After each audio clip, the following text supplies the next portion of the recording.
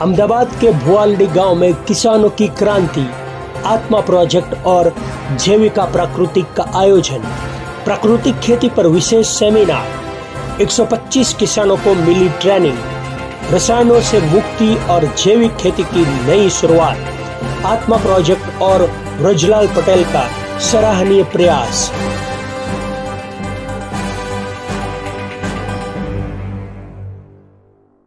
आत्मा प्रोजेक्ट और ब्रजलाल पटेल का सराहनीय प्रयास। जैविका प्राकृतिक ने किसान कल्याण हेतु प्राकृतिक खेती का एक बड़ा कदम उठाया है। आत्मा प्रोजेक्ट के अंतर्गत भुवालड़ी में जैविका प्राकृतिक द्वारा खेती में क्रांति लाने वाला एक सेमिनार सफलतापूर्वक संपन्न हुआ। 125 किसानों ने प्राकृतिक खेती के 5 आयामों को शीघ्रता से सीखा। आत्मा प्रोजेक्ट के अधिकारियों द्वारा प्रशिक्षित किया गया। सभी मेहमानों ने बताया कि किसानों की समृद्धि और स्वस्थ जीवन के लिए प्राकृतिक खेती एक नया रास्ता है। आत्मा प्रोजेक्ट अहमदाबाद साबरमती के निदेशक के पटेल, बीटीएम, एसडी डोडिया और रावल साहब ने किसानों को प्रशिक्षण दिया।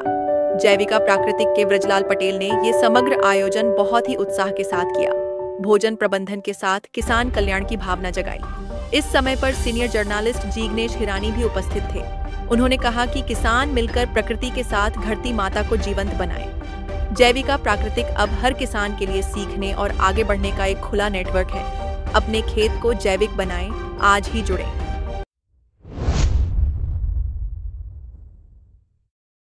ખેતીની પદ્ધતિ, ખોરાકની પદ્ધતિ અને એ આપણે કુદરતી રાખીએ બને એટલી શક્ય બને એટલી આ જમાનામાં।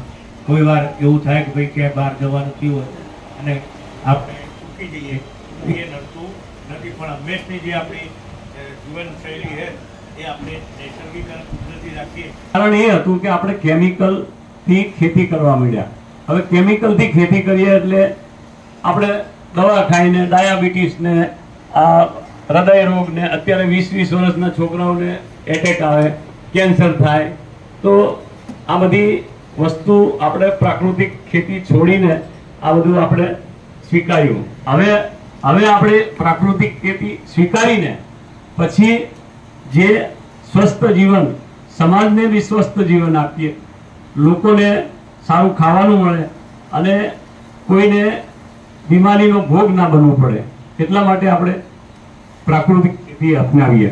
ના ચાલતું હોય તો એને ના ચોખા ખાય તો તમે શરીર માટે બહુ બેઠ। એ વગરનું આજે હું 150 રૂપિયા કિલો વેચું છું ચોખા। મિલિંગ કરાવું છું છેલ્લા 5 વર્ષથી। હું નેનપુર ચોકડી કરીને તો અગર મિલ છે તો મિલિંગ કરાવી 150 રૂપિયા કિલો ચોખા, એની કણકી 80 રૂપિયા કિલો જાય તમારે। આ જે જિલ્લા અંદરની તાલીમ છે એનો મુખ્ય હેતુ અહીંયા જે ખેડૂતો પ્રાકૃતિક કૃષિ અપનાવતા નથી પણ જે અપનાવવા ઈચ્છે છે એ લોકોને પ્રાકૃતિક ખેતી અપનાવવા માટે એના 5 આયામની તાલીમ આપવામાં આવી અને એના કારણે એ લોકોને જો પ્રાકૃતિક ખેતી અપનાવી હોય તો એ માટે સરળતા રહે, તેમજ એ પોતે પોતાના જીવન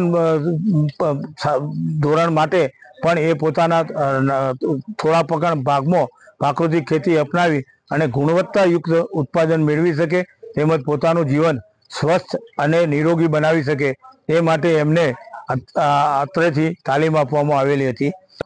દરેક તાલુકાના 3 ગામના 3 ક્લસ્ટર દરેક તાલુકામાં આપવામાં આવેલા છે અને એ ક્લસ્ટરોની અંદર આપણે એક કૃષિ સખી અને એક સીઆરપી એ જે સ્થાનિક ખેડૂતોમાંથી પસંદ કરેલા છે એ લોકો 125 ખેડૂતોનું હેન્ડ હોલ્ડિંગ કરી અને 2 વર્ષ માટે તમામ ખેડૂતો ઓછામાં ઓછા 1 એકરમાં પ્રાકૃતિક ખેતી અપનાવે એ માટેનું આ મિશનનું એ હેતુ છે અને એ માટે આપણે અત્રે ઉપસ્થિત થયેલા હતા। આની સાથે એનો પણ આપણે પ્રચાર પ્રસાર કરીએ છીએ।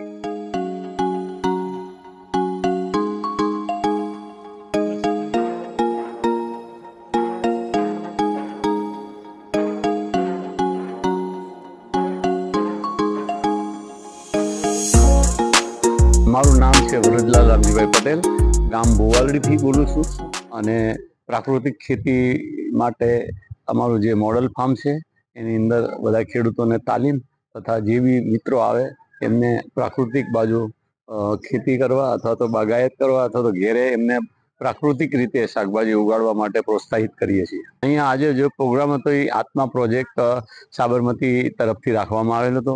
ખેડૂતોને પ્રાકૃતિક કૃષિ માટે તાલીમ આપવાની હતી અને પ્રાકૃતિક જે ખેતી થાય છે, બાગાયત થાય છે અને પ્રાકૃતિક રીતે જે આપણે બધું ઉગાડીએ છીએ એને વિઝિટ કરાવવાની, રૂબરૂ વિઝિટ કરાવીને એમને પ્રોત્સાહિત કરવાના હતા અને સાથે એમને જમણવાર બી રાખેલો હતો.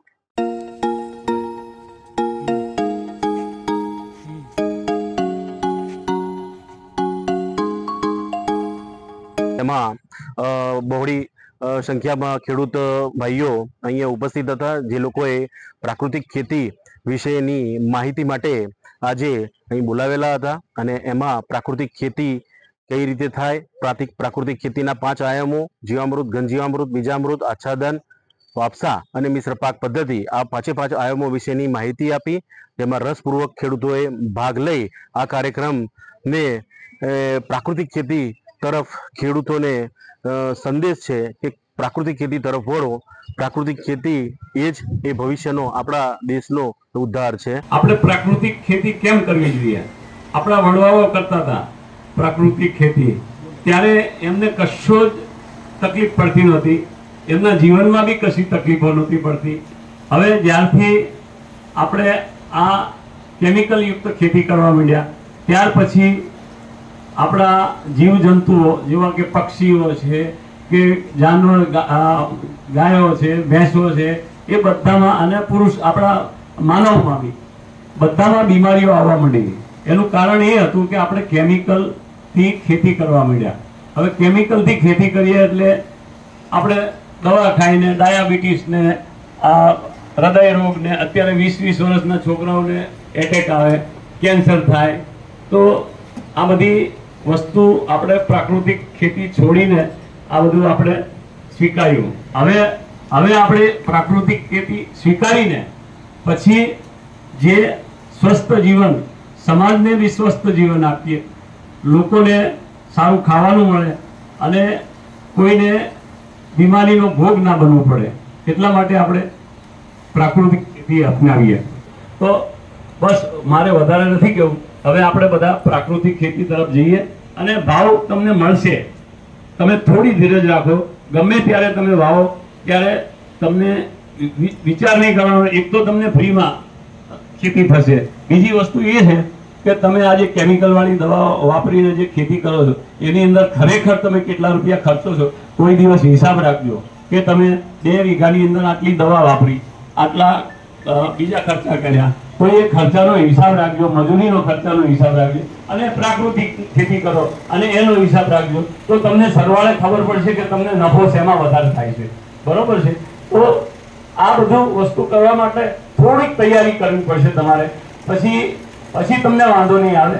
એટલા માટે દરેક ખેડૂતોને, મિત્રોને જાગૃત કરીએ છીએ કે પ્રાકૃતિક ખેતી તરફ વળો અને જે આપણા સમાજના લોકોને બી અને લોકોને અમે જાહેરાત કરીએ છીએ કે તમે પ્રાકૃતિક ખેતીથી ઉગાડેલા શાકભાજી, ફળફળાદી થોડાક મોંઘા પડશે પણ એનો જ વાપરવાનો આગ્રહ રાખો, કારણ કે તમારા સ્વાસ્થ્યવર્ધક જીવન માટે એ બહુ જરૂરી છે અને તમે સ્વસ્થ સુંદર જીવન જીવી શકશો.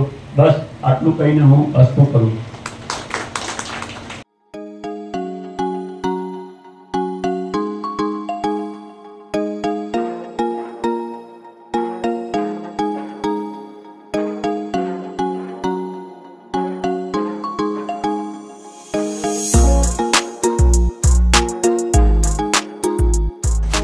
પ્રાકૃતિક ખેતીની અંદર સૌપ્રથમ તમે જ્યારે શરૂઆત કરો તો થોડી જમીનની અંદર શરૂઆત કરો.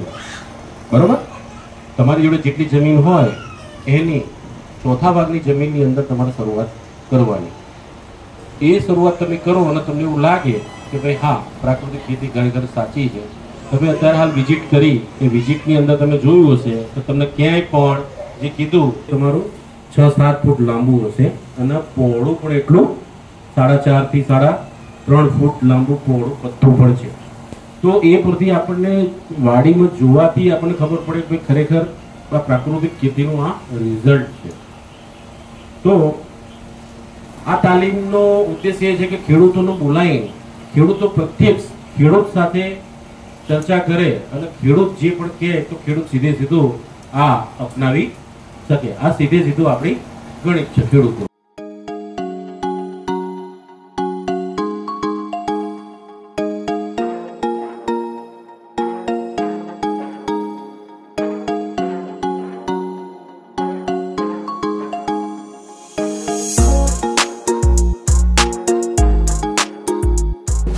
આચાર્ય દેવવ્રતસિંહ સાહેબ તમે લોકો ઓળખતા હશો. તમે આજે એમને ખાલી આમ જોવો ને તો ખબર પડી જાય. એ જ આપણી આચાર્યની આખી એમની પહેણી, બધું જ બોલવાનું શુદ્ધ એકદમ હિન્દી, સંસ્કૃત પણ એટલું, અને ધોતી જબ્બો આપણે જે આપણો જે ભારતીય પોશાક છે ને એ પોશાકમાં તમને એ લાગે. અને એ આવતીકાલે 11 વાગે જો યુટ્યુબમાં શક્ય બનશે તો બરોબર, બાકી બાયસેકની વંદે ગુજરાત 1 to 4 ચેનલ ઉપર કાલે ઉપસ્થિત થવાના છે. ઘણીવાર એ મહિનામાં 2-3 વાર તો એ આ કાર્યક્રમ વંદે ગુજરાત ઉપર ચાલુ જ હોય એમનો. એટલે એ તમે કાલે આ એક વાત કરી લઉં, પછી આપણે પ્રાકૃતિક કૃષિની વાત કરીએ. હું તમને એકદમ આપણે જેમ લેક્ચર આપું એમ લેક્ચર આપવા લગભગ ક્યારેય લેક્ચર આપતો નહીં, પણ 2-3 પ્રશ્નો હું તમને પૂછીશ કે આપણે કોઈ દિવસ જંગલમાં કોઈને ખાતર કે દવા નાખતો જોયો? તો જંગલમાં તમારા ખેતરમાં આવડી ડાંગર હોય, આવડો દિવેલો હોય, જંગલમાં કેવડો મોટો ઝાડ હોય, તો એ કેવી રીતે થાય ભાઈ દર વર્ષે જંગલ લીલુંછમ થઈ જાય? આપણે ના હોય તો માણસનો હસ્તક્ષેપ જ્યાંથી થયો ત્યાં જંગલ પણ નાશ પામવા માંડ્યા.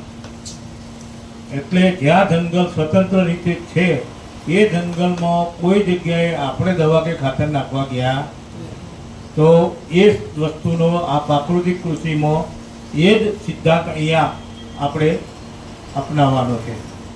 છેલ્લે એ છેલ્લું સ્ટેજ છે. આ લોકો પછી કહેશે કે ભાઈ હવે જંગલ મોડલ લાવો. તો જંગલ મોડલમાં એવું થાય કે અંદર તમે ઘૂસી ના શકો. હું આવ્યો તો સાણંદમાં આપણે બાપુ પેલા ખોરડમાં, હા ખોરડ ડાબી શક્તિસિંહના ત્યાં, તમે જુઓ તો એની શેરડી બેડી એટલી ઊંચી થઈ ગયેલી, અંદર ઘૂસી ના શકો એવું જંગલ મોડલ એમને તૈયાર કર્યું. અને એક પાક નહીં, એ 1-2 વીઘાની અંદર 25 પાક. એવું ને એવું અહીં વડોદમાં ઉદાજીએ નાનું એમને તો બહુ ખાલી 1.5-2 વીઘાનું, તો 20 થી 25 પાક એમને અંદર, અને એ બધા જ ઉત્પાદન આપે છે. પણ ઉપર સફેદ સારી જેવું દેખાય તમને તડકાટ માર્યું, એટલે તમારે સમજી જવાનું ભાઈ આ જીવામૃત તૈયાર થઈ ગયું છે. અને પછી એનો તમે પિયત આપો તો પિયતમાં ટીપે દવા દો, નીકમાં તોય વાંધો નહીં, અને ઊભો પાક હોય તો છંટકાવ કરો તોય વાંધો નહીં. એકરે 200 લીટરની ભલામણ છે. આ શરૂઆત કરતા હોય તમે 200નું 400 લીટર નાખો તો પણ આ આયુર્વેદ જેવું કામ, કોઈ આડઅસર આની છે નહીં. પણ એને પાણીમાં મિક્સ કરવું પડશે, નહીં તો પાંદા ભરી પણ જાય છે. અથવા બીજો કંઈ ખાતર ખેડ કરવા માટે તમને સહાય આપવામાં આવે છે. તો એ જે સહાય છે આપણી આઈ ખેડૂત પોર્ટલ ઉપર જેમ તમે ખેતીવાડીની યોજનાઓની લાભ લો છો એ રીતે અરજી કરવાની થાય છે. બીજી વાત કરીએ તો બાગાયત ખાતું જે છે એ વજન કાંટાથી માંડીને આ નેટ હાઉસ તમે જુઓ છો કે વજુ કાકાએ જે બનાવ્યું એ અમે એમને હવે અઠવાડિયામાં એમને સહાય મળી જશે. તમે જોયું છે અંદર કાકડીનું વાવેતર છે, બરાબર. તો જે પણ ખેડૂતની આર્થિક સ્થિતિ સારી હોય અને તમારી આજુબાજુ સ્કોપ હોય તો તમે આના ઉપર પણ વિચારી શકો છો. આ સિવાય બાગાયત ખાતું આનાથી પણ નાની એક નર્સરી આપે છે, જે 500 ચોરસ મીટરમાં 2 વર્ષ પહેલાં એ યોજના ચાલુ થઈ છે ને, અત્યારે પણ એ યોજના ચાલુ છે. તો તમારે ધરું ઉછેર કરવું હોય, શાકભાજી પાકોના ધરું અત્યારે 2 થી 3 રૂપિયા મળતા હોય છે. ઘણા ખેડૂત મિત્રો આપણે દસકોઈમાં તો શાકભાજીનો પટ્ટો બહુ મોટો છે, બરાબર. તો તમે છેક માઢી ને વિજાપુર ને એ સાઈડથી ધરું કદાચ મોટાભાગના ખેડૂતો લાવે છે. તો તમે એ યોજનાઓનો લાભ લો. તમને 2.5 લાખ જેવી સહાય અમે આપીએ છીએ. સૌથી વધારે બાગાયત ખાતું 65% સહાય એ નર્સરી બનાવવામાં આપે છે. તમારે 500 ચોરસ મીટરની નર્સરી જે છે એ બનાવવી પડશે, અને એની અંદર જ તમે પોતે તમારું ધરું ઉછેરો અને વધે તો તમે વેચાણ કરો, બરાબર. તો આ બધી યોજનાઓનો તમે સૌ લાભ લો, અને ભાઈએ કીધું એ પ્રમાણે પ્રાકૃતિક ખેતી ચાલુ કરો તો તમને તો લાભ મળશે ને. અમારા જેવા સિટીમાં રહેશે તો અમે થોડું યાર ઝેર મુક્ત ખાઈશું તો અમે દવાખાનાના ખોટા ખર્ચાથી બચીશું, બરાબર ને.